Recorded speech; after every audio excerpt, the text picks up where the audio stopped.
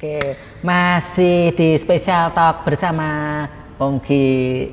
Nah, Om Ki, kan di dunia ini ada berbagai pilihan Om Ki ya. Nah, itu kenapa Om Ki milih ngajar anak-anak yang spesial? Yeah. Sementara anak-anak yang lain itu kadang kan ada tuh, wah aku nggak mau ngajar anak-anak yang seperti itu. Aku maunya anak-anak yang umum aja yang biasa. Nah, gitu. Kalau Om Ki gimana Om Ki? Gini. Kalau saya, karena saya bisa ini dari sebuah SLB, yang mana dulu juga teman-teman di Pabel juga yang ngajarin. Akhirnya saya juga punya keinginan, ini anak-anak ini yang selama ini dipandang masyarakat yang jelek, Mas. Stigmanya masyarakat terhadap di Pabel itu kan, aduh. Apa ya? Nggak bagus. Nggak bagus. Paling nggak iso apa, kayak gitu. Di Pabel itu stigmanya kan miskin, beban, non produktif, ngerepotin. Pokoknya nggak enak-enak nih. Iya kan? Nah, saya mencoba mengubah stigma itu memang butuh proses. Selama ini kalau anak-anak perform di Car Free Day, itu kan dalam rangka juga mengubah stigma itu tadi. Karena kita main kadang nggak cuma main aja. Jadi ada semacam himbauan buat bapak ibu yang kebetulan memiliki anggota keluarga, family, tetangga yang kebetulan difabel. Tolong jangan disembunyikan, tolong jangan dikucilkan. Biar bagaimanapun itu adalah anugerah. Mungkin. Kalaupun bapak ibu belum tahu, wah anak kayak gini ngisi-ngisi nih diajak jagong, ngisi-ngisi nih diajak neng mall. Karena ibu bapak belum tahu bagaimana cara penanganannya. Datanglah ke IPAC, konsultasilah ke IPAC. Kan jadi paham. Mungkin kalau saya sih nilainya karena kurang pahaman dalam mendidik. Jadi anak itu tadi jadi stigma, oh ini beban. Beban kayak gitu Bu ya. Ini ngerepotin. Gitu. Nah, kembali ke kenapa kok ke anak-anak sini? Karena saya pikir kalau untuk anak-anak yang non difabel atau umum, itu kan sudah banyak. Dan udah banyak lah guru-guru yang ini, tapi kalau untuk anak yang spesial harus ada guru yang spesial pula, yang tahu tentang kebutuhannya, yang tahu tentang dari hati yang dalam itu gimana, seperti itu. Kadang kalau misalkan itu seorang guru bagus, berdedikasi, tapi ketika mengajar di Pabel, SLB belum tentu juga. Gitu. Karena kalau kita main kita ngajar di sebuah sekolah luar biasa, memang harus Mas? Harus kitanya juga luar biasa juga. Gitu. Betul. Harus longgar hati jembar sabare, gitu. Kalau ketemu anak yang nggak bisa, bagaimana sikap kita? Ngandani, tetapi pakai kasih sayang. Sehingga semangatnya nggak patah. Betul. Soalnya anak-anak ini kalau misalkan dibentak, ngomong ini nih, down. Kalau istilah anak-anak sekarang itu kena mentalnya, yang sekarang terjadi itu kan di sosmed itu ada apa langsung diserang semua, kena mental kayak gitu. Kadang malah kita jadi anak-anak ini jadi lecehan. Saya selalu bilang sebelum perform di Car Free Day, kalau kamu udah tampil, kamu siap dipuja, tapi kamu juga harus siap dicela. Itu, kamu bisa jaga itu, insya Allah mental kamu jadi tambah kuat. Dipuja jangan kamu bangga, dicela jangan kamu dengan emosi yang berlebihan. Pernah punya pengalaman Mas, anak-anak ketika main di Balik Kambang diundang salah satu klub motor. Iya, iya. Anak-anak ini mau perform. Iya. Sedang menuju panggung. Iya. Cara jalan mereka kan berbeda. Berbeda, ya. Oleh anak-anak yang lain ditiru, Mas. Cara jalannya. Iya, iya, iya, iya. Marahkah anak-anak ini? Iya. Enggak, Mas. Saya selalu bilang, ketika kamu ada yang kayak gitu, kasih senyum. Iya, iya, iya. Oh, kasih senyum, Om, kita kan di EC. Iya, di EC senyum. Gitu. Gitu. Oke. Nanti ketika kamu udah di atas panggung, iya, mereka akan malu sama kamu. Kamu nggak usah ngasih jawaban dengan emosi, tapi dengan skillmu. Belum tentu anak-anak yang tadi ngecek kamu tuh bisa seperti kamu. Ya. Jadi jawabannya kita selalu dengan ini, Mas, dengan apa? Ya dengan fakta aja. Iya, iya. Dengan skill apa yang kita punyain gitu. Dengan pokoknya lebih banyak ke bukti gitu, Mas. Iya, iya. Dan itu kan kita kadang ngobrol sama Om Gi itu ya cukup sering. Kadang kita juga nggak ada apa-apa gitu, saya main ke tempat Om Gi sekedar ngobrol lah gitu. Itu jadi keinget bahasanya saya sama Om Gi itu ada semacam garis yang sama gitu. Kalau saya istilahnya itu karya adalah senjata gitu.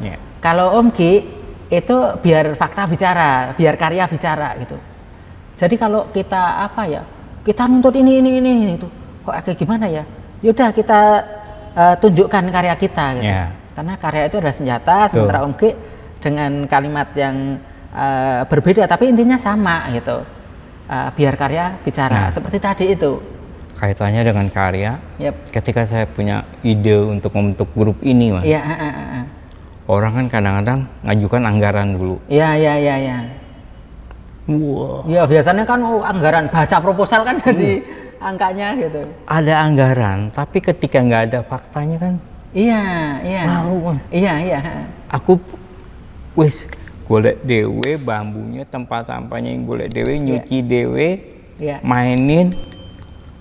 Ketika anak-anak ini sudah dikenal, banyak donatur yang kesini kok, Mas. Iya. Ini tak beliin ini. Iya. Ini tak beliin itu. Sampai dulu sekarang jadi mantan wali kota Pak Rudi. Iya. Itu sosok wali kota yang peduli. Dia yang membuatkan kami studio musik. Iya.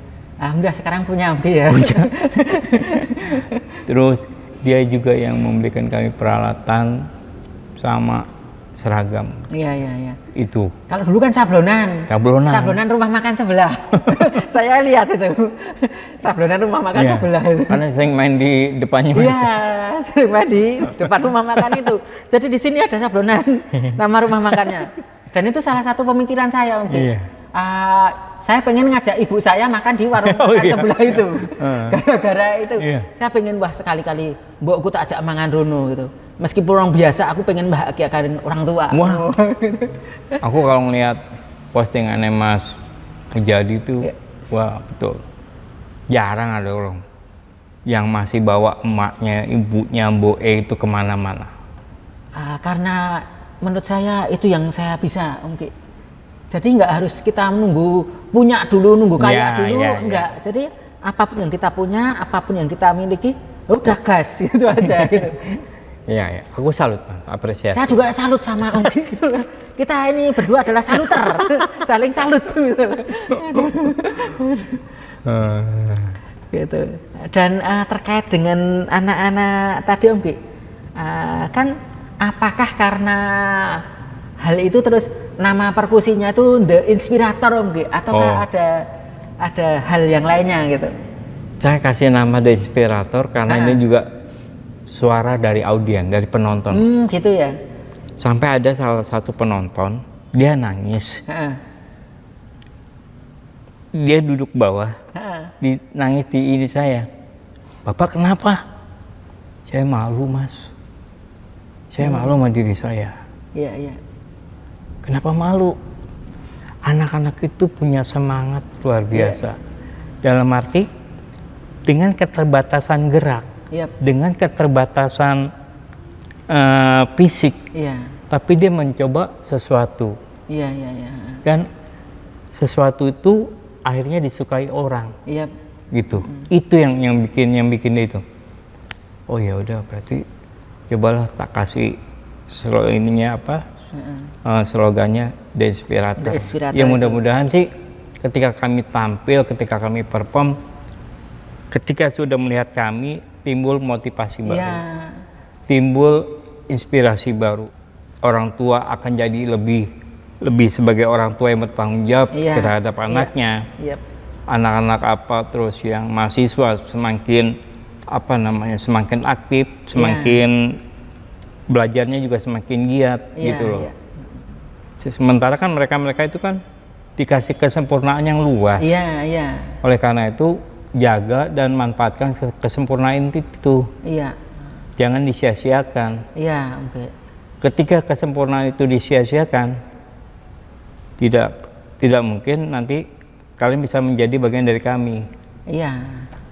Gitu. Sangat luar biasa sekali Om G. Jadi keinget itu Om G waktu main di kampung saya itu Om G. Itu terus ada yang begitu lihat langsung lari, miso-miso Om G. Ngumpat tuh. Wah, ini mau jadi wah miso gitu. Tapi misonya itu semacam miso apa ya? Positif apa negatif? Misonya itu jelas negatif, tapi itu mungkin karena kalau mungkin bahasa orang-orang beriman, Masya Allah, ya Allah seperti itu. Tapi karena bahasa jalanan, ya miso itu. Jane apa? Marahin berbes milih aku orang delok. Apa itu? Delok aku melayu gitu. Itu loh Mas. Iya. Kaitannya dengan itu aku selalu bilang, kita perform bukan menjual apa ya Mas? Kesedihan. Iya.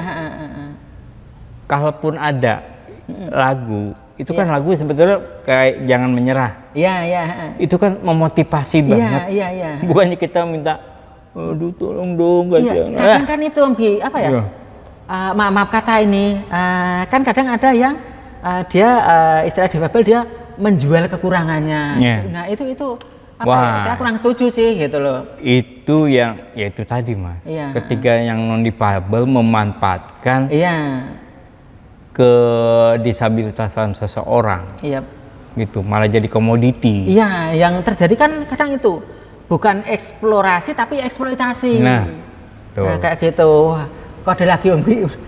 Ini karena asik banget jadi nggak terasa Om Gi ya.